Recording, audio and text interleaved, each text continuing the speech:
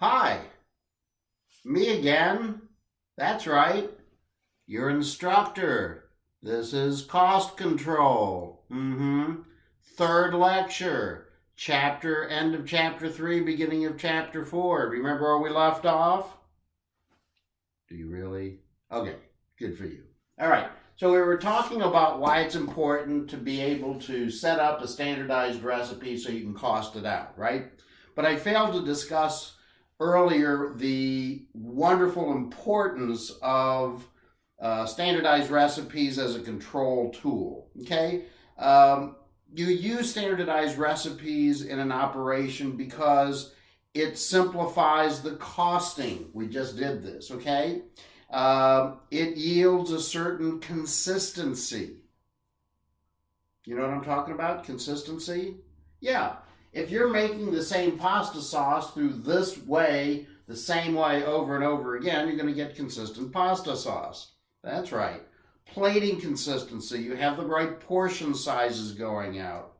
Quality consistency, as well as controls. It assists you in controlling inventory, and it helps you simplify the training process because it's all written down ahead of time. Okay?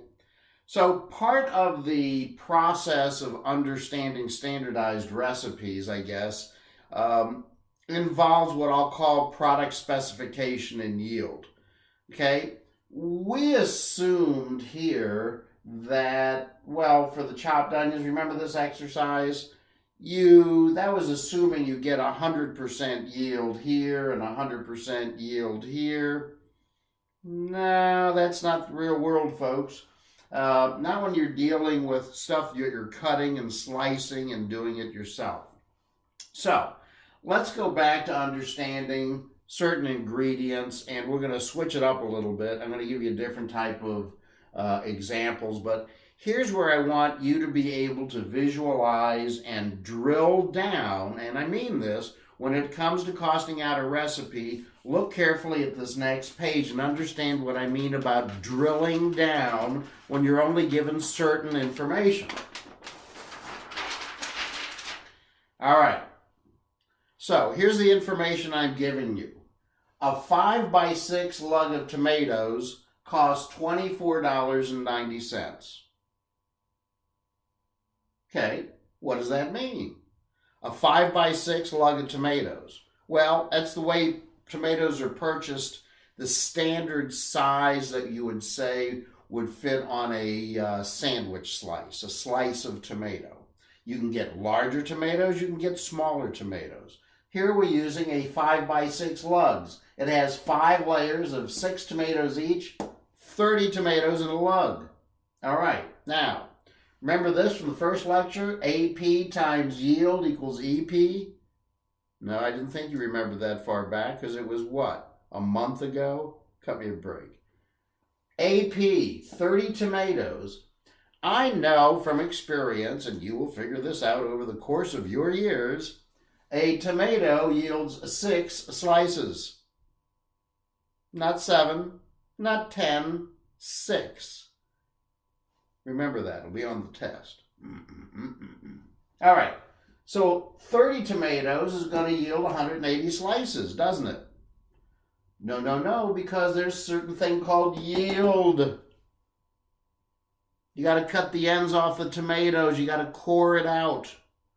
If you're good, the average yield of a tomato, and you can look this up. Remember, I told you everything is available on Google. 96% yield on getting 6 slices out of a tomato. Yield. So, as purchased, 180 slices. After yield, only 173 slices. That's the edible portion. That's what I keep telling you about. AP times yield equals EP. All right. 173 slices on a tomato out of a case of 30. Average 6 slices, yield 96%. So how much does a tomato slice cost? Simple. The cost of the case of tomatoes, $24.90, divided by 173 slices. Oh, look it. 14 cents a slice for a tomato. Is all this sinking in yet? Okay. Because now I want you to think about plate cost. We've drilled all the way down to how to calculate a unit from an invoice after yield. That's pretty important. As a matter of fact, that is the key of controlling food costs. And if you can understand this and the next page and the next page, that's the majority of this whole course, I'm telling you. The rest of it, you'll see. All right, so we've drilled all the way down. So what are we going to do now?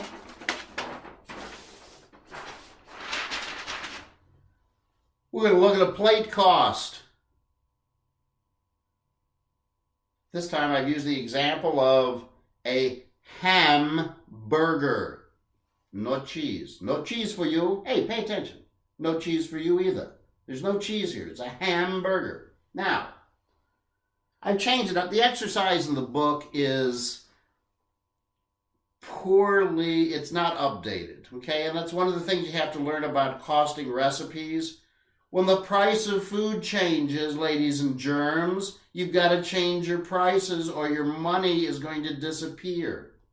So, in the textbook, I believe they had I can't even remember, but the prices were way too low. If you want a quality ground beef, you want a quality hamburger, you want 5 ounces, and you know what? Good ground beef, wholesale, is going to still cost you $4 a pound. You want to go cheaper, you can go cheaper, but you get what you pay for. We'll come back to that. So let's look at a plate that has hamburgers and fries, okay? Everybody's the all-American plate. So how do you price it out? How do you cost it out? Let's look at the individual prices of each component of the plate. That's how you do it with everything. But remember how we had to drill all the way down to get to that point. Let's look. All right, I already told you about ground beef. 5 ounces, 25 cents an ounce. That's $4 a pound. $1.25. We're going to upscale it. Okay, we're going to use a brioche bun available from Companion Bakery out of St. Louis, Missouri. Average price, 30 cents via Sysco. How do I know that? I was buying them just 4 months ago. All right, brioche buns, they run about 30 cents. Okay, tomato slices. How's your memory?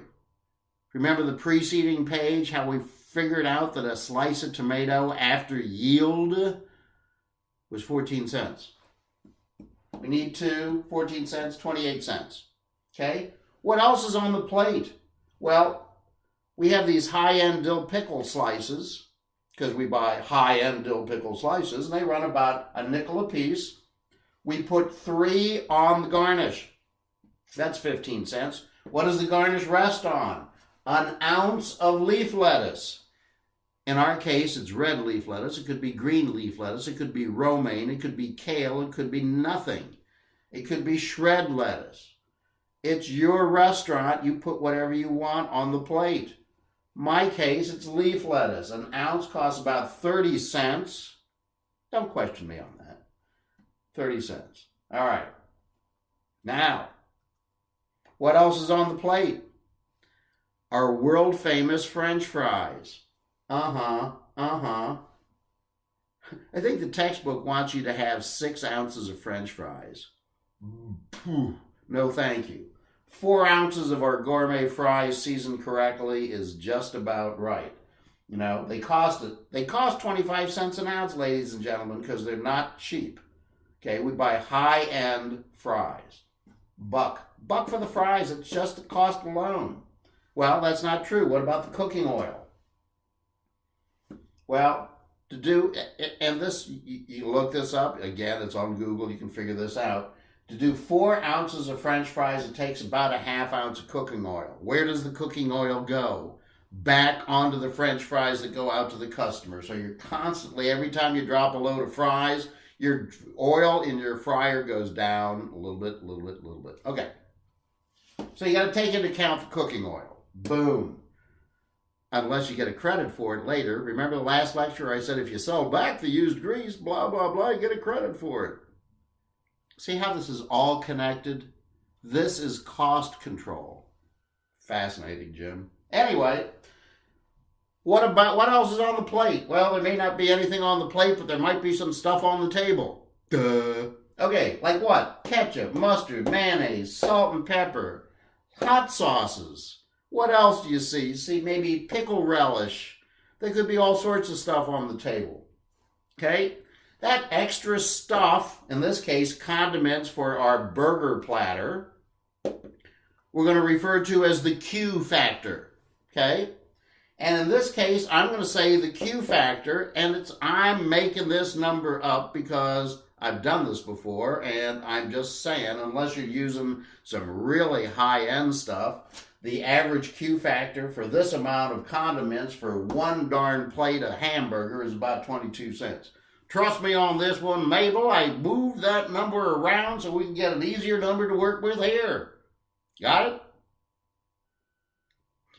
You're not following me. Okay, that was an inside joke. Forget about it, Mabel. So anyway, what does our plate cost? We've got our burger without cheese. We've got our, what we dress the burger with, which is pickles and tomatoes and leaf lettuce. Notice I didn't put onions on. Dang, hate that, forgot that. But anyway, even without the darn onions and without the cheese, we got $3.60 in our burger on our plate.